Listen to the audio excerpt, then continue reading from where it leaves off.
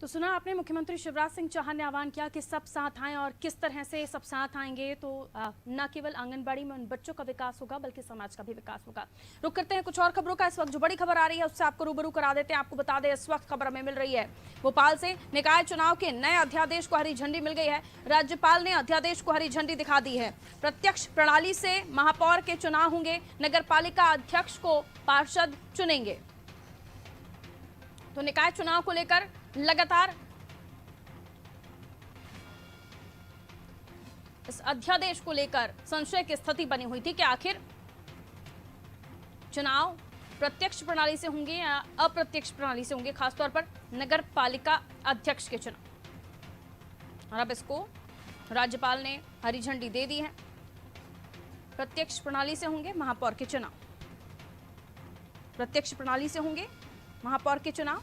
नगर पालिका अध्यक्ष को पार्षद चुनेंगे।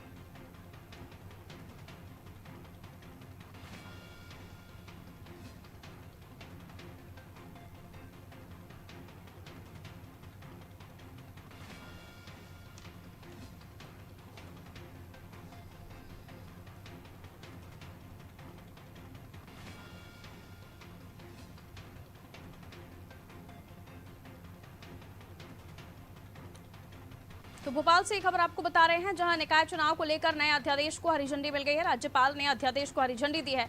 प्रत्यक्ष प्रणाली से होंगे अब महापौर के चुनाव। नगर पालिका अध्यक्ष को पार्षद चुनेंगे।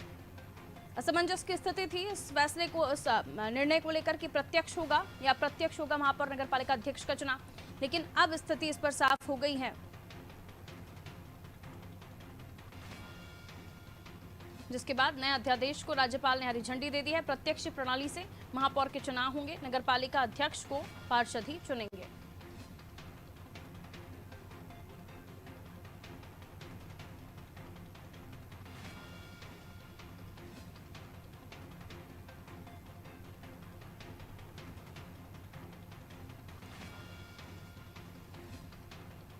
तो महापौर के चुनाव को लेकर काफी समय से ये क्लियर नहीं हो पा रहा था कि आखिर आने वाले चुनाव प्रत्यक्ष प्रणाली से होंगे या अप्रत्यक्ष प्रणाली से होंगे। और इस पर क्योंकि 2023 से पहले मध्य प्रदेश में बेहद महत्वपूर्ण चुनाव कहलाएंगे, लिटमस टेस्ट के तौर पर देखे जाएंगे, तो किसी तरह से भी कोई भी चीज ना रह जाए। ओबीसी आरक्षण को लेकर भी ये देखा आपने किस तरह से सरकार ने कोर्ट में अपना पक्ष रखा। उसके बाद 27 तो नहीं लेकिन 14% आरक्षण जरूर ओबीसी को दिलवा पाया। उसके बाद से लगातार ये कयास लगाए जा रहे थे कि सरकार इस मामले को भी, इस मुद्दे को भी उठाएगी।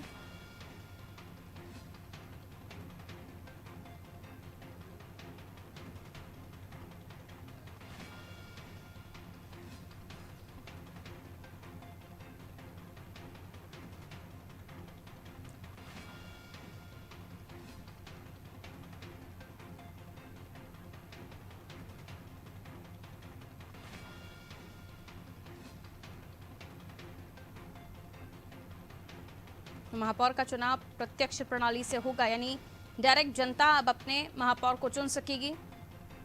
ब्रजेश चौकसे जी हमारे साथ इस वक्त फोन लाइन पर मौजूद है इस खबर पर और भी जानकारी के लिए हमारे ब्यूरो। ब्रजेश जी, राज्यपाल ने इस अध्यादेश को, जिसमें खासतौर पर संशय की स्थिति थी कि महापौर का चुनाव प्रत्यक्ष प्रणाली से होगा या अप्रत्यक्ष प्रणाली से होगा, काफी दिनों से इस पर बहस छिड़ी हुई थी, लेकिन अब इसको हरी झंडी मिल गई है।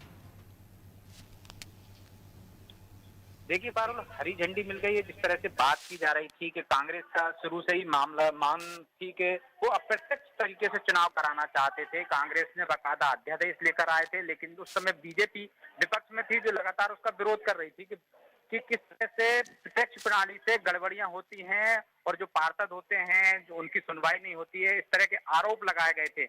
इसके बाद से बीजेपी जैसे ही सरकार में आई थी, उन्होंने उस अध्यादेश को पलट दिया था।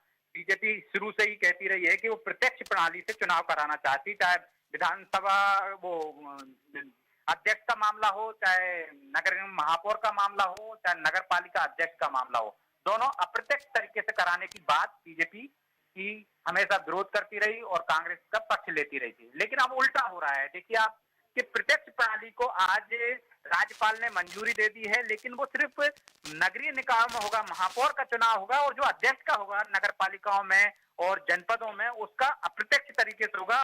बीजेपी इन दोनों चीजों को अपनाने जा रही है। वो इस वजह से अपनाने जा रही है क्योंकि बीजेपी का जो गढ़ रहता है वो शहरी क्षेत्रों में होता है। बीजेपी का जो प्रभाव रहता है वो शहरी क्षेत्रों में ज्यादा रहता है, वहां उसको सफलता मिलने के चांसेस ज्यादा रहते हैं। लेकिन ग्रामीण क्षेत्रों में कांग्रेस का पलड़ा भारी रहता है। इस मामले से ये देखा जा रहा है कि बीजेपी ने दोनों हाथों में, एक तरह से दोनों हाथ में लड्डू हैं बीजेपी के, वो अध्यक्ष से ज्यादा बनवाना चाहती है। महापौर तो उसके पहले से ही 16 नगर निगम है, 16 में उसके ही कब्जा था भाजपा का, 16 महापौर थे उसके।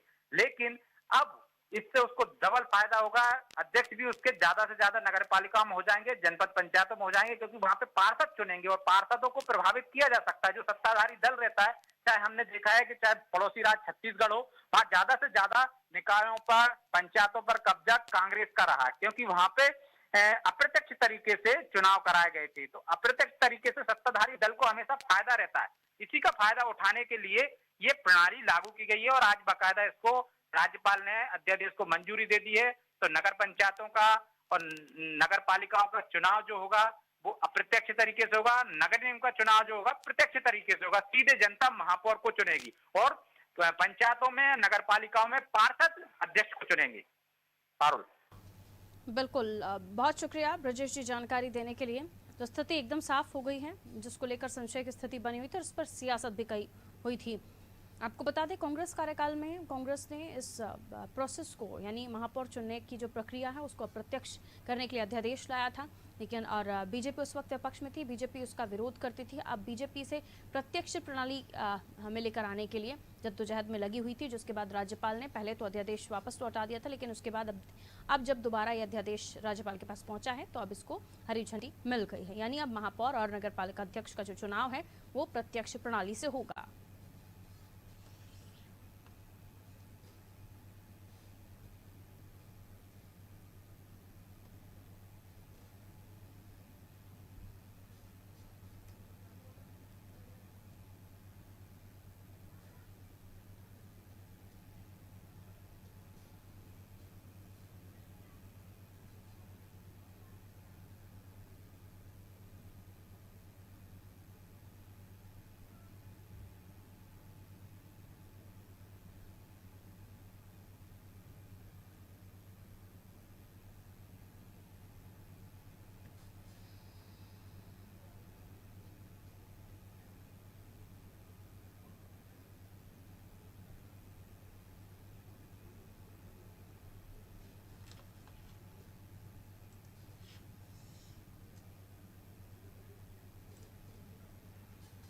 तो आपको बता दें, अब प्रत्यक्ष प्रणाली से होंगे महापौर नगर पालिका अध्यक्ष के चुनाव।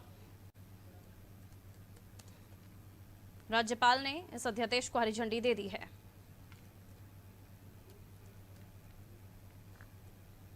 तो आपको बता दें, काफी समय से इस मसले को लेकर लगातार बहस छिड़ी हुई थी और ओबीसी आरक्षण को लेकर जब कोर्ट में मामला था तब भी इसको लेकर चर्चा थी ही। और अब जब सुप्रीम कोर्ट ने चुनाव के लिए निर्वाचन आयोग को निर्देशित किया, जिसके बाद दोबारा ओबीसी आरक्षण को लेकर सुप्रीम कोर्ट में सरकार थी और इसी बीच इस मामले को लेकर भी चर्चाएं जोरों पर थी कि महापौर और नगरपालिका अध्यक्ष का जो चुनाव है प्रत्यक्ष प्रणाली से होगा कि नहीं, क्योंकि लगातार सरकार इसको लेकर प्रयास अपने कर रही थी। क्योंकि कमलनाथ जी के सरकार के समय पर आपको याद हो अगर, तो प्रत्यक्ष प्रणाली को लेकर अध्यादेश लाया गया था, लेकिन जब तक इसे पास कराते तब तक सरकार जा चुकी थी और उसको दोबारा परिसीमन को लेकर भी लगातार सवाल उठते रहे हैं कि परिसीमन को भी रद्द कर दोबारा परिसीमन कराने की बात हुई। और अब देखिए किस तरह से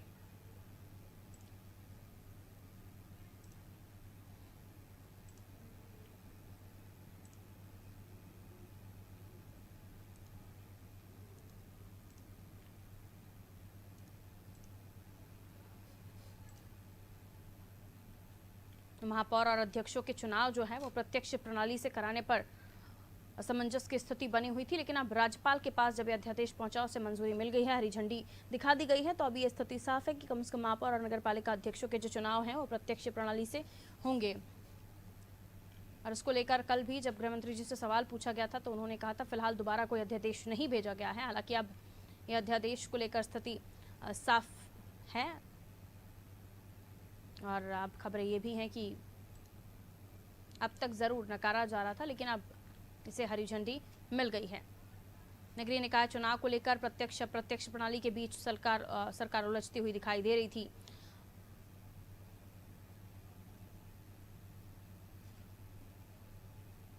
लेकिन अब इसे लेकर स्थिति साफ हो गई है। लगातार इस पर सियासत भी गरमाई हुई थी लेकिन अब ये साफ कि नगरीय निकाय के जो चुनाव हैं वो आरक्षण के माफ कीजिए प्रत्यक्ष प्रणाली से होंगे, यानी महापौर अब जनता डायरेक्ट अपना चुनेगी। अब तक ये होता था कि जो पार्षद है, पार्षदों में से ही एक पार्षद को चुना जाता था जो महापौर का कैंडिडेट होता था और उसे तमाम पार्षद समर्थन देते थे। और इसी बीच पार्षदों के पाला बदलने की भी खबरें होती थी या फिर खरीद फरोख्त की भी बातें आती थी सामने और सत्ताधारी दल का प्रेशर होना, ये भी इस तरह की भी बातें कही जाती थी।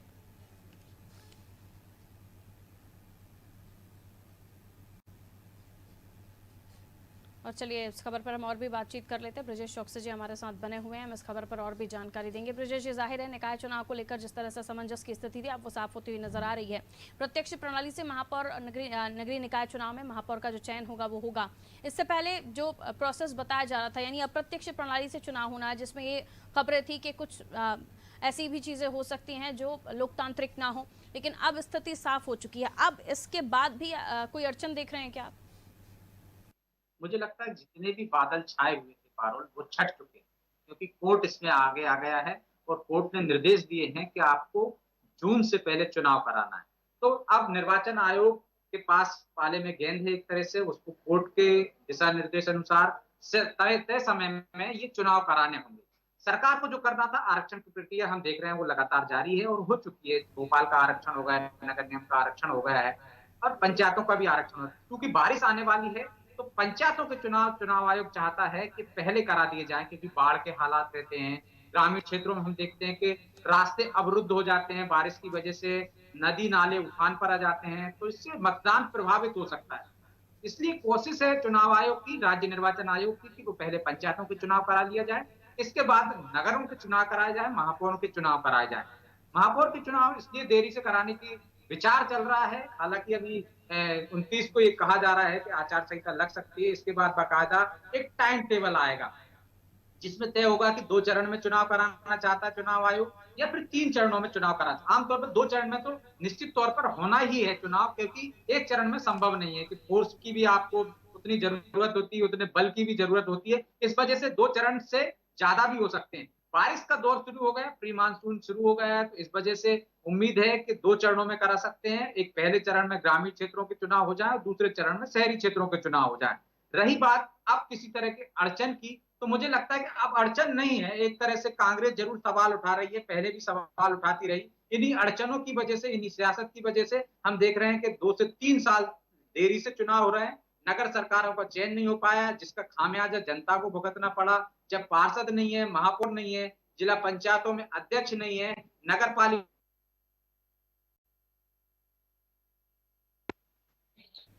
पार्षद करा सकता था। हम देखते हैं पानी की समस्या हो, चाहे सड़क की समस्या हो, उतनी तरीके से उसका निराकरण नहीं हुआ।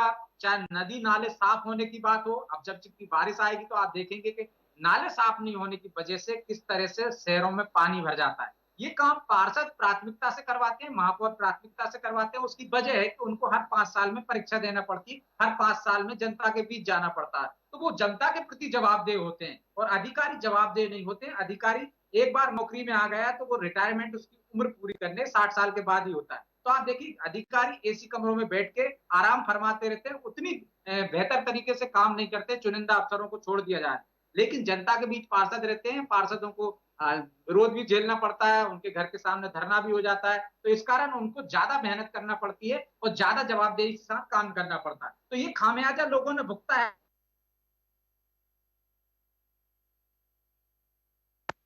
तो लोकतांत्रिक व्यवस्था है उसको कहीं ना कहीं आघात लगेगा, ये कोर्ट ने भी माना है।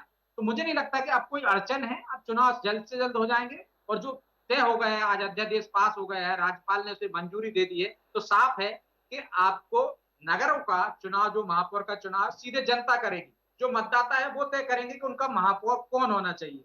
और जबकि पंचायतों में हम देखेंगे या नगर पालिकाओं में जहां अध्यक्ष का चयन हो जाता है, वहां जनता सीधे अध्यक्ष नहीं चुनेगी, सीधे जिला पंचायत अध्यक्ष नहीं चुनेगी और न नगर पालिका अध्यक्ष चुनेगी, उसको पार्षद चुनेंगे। तो वहां पे जो कांग्रेस जो आरोप लगा रही है पारुल, वो आरोप ये लगा रही है कि यदि अप्रत्यक्ष तरीके से चुनाव कराए जाते हैं तो उसका फायदा सत्ताधारी दल को होगा, खरीद फरोख्त होती है, प्रशासनिक जो संसाधन है उनका दुरुपयोग होता है, अफसरों का दुरुपयोग होता है, डराने धमकाने का, लालच देने का जो काम करती है, वो ये आरोप लगा रही है कांग्रेस।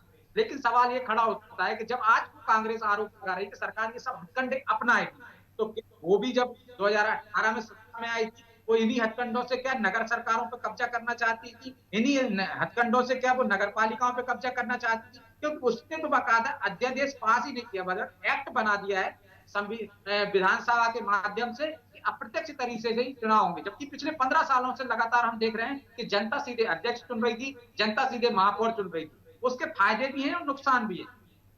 पारुल, फायदे ये हैं कि जब सीधे महापौर चुनती है जनता, तो महापौर काम करने के लिए स्वतंत्र होता है, उसको पार्षदों को नहीं साधना पड़ता कि कोई अविश्वास प्रस्ताव ले आएगा, वो तो 2.5 साल बाद उसकी महापौरशिप चली जाएगी, तो उसी में जोड़ तोड़ में लगा रहता है, सभी को संतुष्ट करने में लगा रहता है। तो वहां पे कहीं ना कहीं उसका काम प्रभावित होता है। जब महापौर को जनता सीधे 5 साल के लिए चुनती है, तो वो बिना किसी के सीधे जनता के प्रति जवाबदेह होता है और सीधे जनता के लिए काम करता है। वो किसी दबाव में नहीं आता, उसे ये डर नहीं रहता है कि 5 साल से पहले उसकी महापौरशिप जा सकती है, अविश्वास प्रस्ताव लाकर उसको हटाया जा सकता है। जबकि बाकी जो अप्रत्यक्ष तरीके जी से हम देखते हैं कि बीच में अविश्वास प्रस्ताव आता है, तो जो अध्यक्ष होता है, महापौर होता है, वो बाकी लोगों को साधने में लगा रहता है। तो ये सबसे बड़ा नुकसान है। मुझे लगता है कि ये प्रत्यक्ष तरीका जो है, जो ज्यादा फायदेमंद है, वो सीधे जनता में ज्यादा बेहतर तरीके से काम कर सकता है, निडर होकर कि 5 साल से पहले उसको कोई नहीं हटा सकता, जनता ने उसको चुना है। लेकिन जो पार्षद चुनते हैं, तो पार्षदों में गुटबाजी होती है, उन्हें साधना पड़ता है, अपने को भी नाराज हो जाते हैं। हर पार्षद को एक महापौर संतुष्ट करने में पूरे 5 साल बिता देता है, इससे वो बेहतर परिणाम नहीं दे पाता। इसका खामियाजा भी जनता को भुगतना पड़ता है। तो मुझे लगता है कि ये प्रणाली जो है अपनाई जा रही नगर निगमों में, वो बेहतर तरीके से काम करेगी, भले ही चाहे कांग्रेस का महापौर बने, चाहे भाजपा का महापौर बने, इसके फायदे जनता को होते हैं। नुकसान जो होता है वो पार्षदों को होता है। उसका नुकसान इस तरह से होता है, पार्षदों की मनमानी नहीं चलती।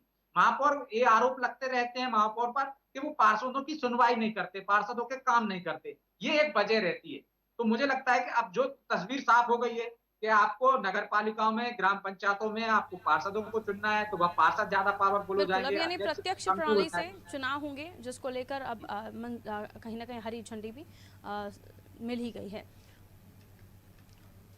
और इसी बीच एक और बड़ी खबर से हम रूबरू करा देते हैं अपने दर्शकों को, उसके बाद मैं लौटूंगी आपके पास। एक बड़ी खबर आपको बता दें इस वक्त जो हमें मिल रही है भोपाल से ही, जहां पंचायत चुनाव को लेकर ये बड़ी खबर है। आपको बता दें पंचायत चुनाव को लेकर ये बड़ी खबर इस वक्त निकलकर सामने आ रही है। 29 मई को आचार संहिता लग सकती है। देखिए, आचार संहिता लगना मतलब काम प्रभावित होना, फिर सरकार अपने कोई काम नहीं कर पाएगी, क्योंकि फिर ये होता है कि चुनाव के लिहाज से लोगों को किसी तरह से लुभाने के लिहाज से काम किए जा रहे हैं, इसलिए आचार संहिता से पहले ही सरकार को अपने काम निपटाने पड़ते हैं। 29 तारीख को अब बताया जा रहा है आचार संहिता लग जाएगी, पहले पंचायत चुनाव फिर निकाय चुनाव हो सकते हैं, इस तरह की भी खबरें हैं। वापस हम ब्रजेश जी के पास जा रहे हैं, हमें और भी बताएंगे। 29 तारीख यानी 29 मई, बहुत ज़्यादा दिन नहीं बचे हैं, 3 दिन में ही आचार संहिता लग जाएगी। और इससे पहले जब हम कार्यक्रम कर रहे थे उसमें भी हमने ये बात रखी थी कि नगरीय निकाय और पंचायत चुनाव की वजह से खासतौर पर सड़क जैसे मूलभूत सुविधाओं के काम को लेकर सरकार ने जल्दबाजी में और टेंडर जारी किए, क्योंकि आचार संहिता के बाद बहुत लंबा टाइम डलता। निश्चित तौर पर पारुल, हमने देखा जिस तरह से कोर्ट ने आदेश दिए हैं, उसके बाद से ये साफ हो गया था। कोर्ट ने कहा था जून से पहले चुनाव कराना है, तो सरकार वापस कोर्ट गई थी, उसने याचिका लगाई थी कि एक तो ओबीसी आरक्षण को लेकर, तो कोर्ट ने उनकी सुनवाई की। कोर्ट को उन्होंने कहा था अतिरिक्त समय दिया जाए, क्योंकि समय पर्याप्त नहीं मिला है, लेकिन थोड़ी मोहलत मिल गई है कि जून से नहीं जुलाई तक आपको चुनाव कराना ही है। तो आप देखिए कि समय कम है सरकार के पास, और सरकार की जो गतिविधियां हैं पारुल, जिस दिन से कोर्ट ने आदेश दिया है, चाहे वो रिव्यू पिटीशन पर गई हो सरकार, लेकिन उसकी गतिविधियां दोनों तरफ से चल रही थी, क्योंकि उसको जान चुकी थी सरकार कि उसको चुनाव कराना मजबूरी है। अब कोर्ट इस फैसले से कम पलटने वाली नहीं है, क्योंकि बहुत देरी हो चुकी है। तो सरकार का जो एक्शन था, जो गतिविधियां थी, एक तरफ चुनाव की तैयारियों में जुटी हुई थी सरकार, दूसरी तरफ वो कोर्ट में रिव्यू पिटीशन लगा रही थी। हालांकि कोर्ट ने आरक्षण के साथ चुनाव कराने की अनुमति दे दी और तय कर दिया है कि 50% से ज्यादा नहीं होना चाहिए, मतलब 14% ओबीसी को आरक्षण मिल रहा है। ये तय हो गया समय सीमा में चुनाव कराना है। तो जो गतिविधियां चल रही हैं सरकार की, आप देखिए कि लगातार मुख्यमंत्री हो, चाहे मंत्री हो, चाहे सत्ताधारी दल भाजपा हो, वो लगातार भूमि पूजन से बिल्कुल ब्रजेश जी, बहुत बहुत शुक्रिया जानकारी देने के लिए। तो 29 मई से आचार संहिता लग जाएगी। पंचायत और निकाय चुनाव से पहले आचार संहिता लग रही है, जिसको लेकर ब्रजेश जी हमें जानकारी दे रहे थे। इसी के साथ बुलेटिन में इतना ही। दीजिए इजाजत, नमस्कार।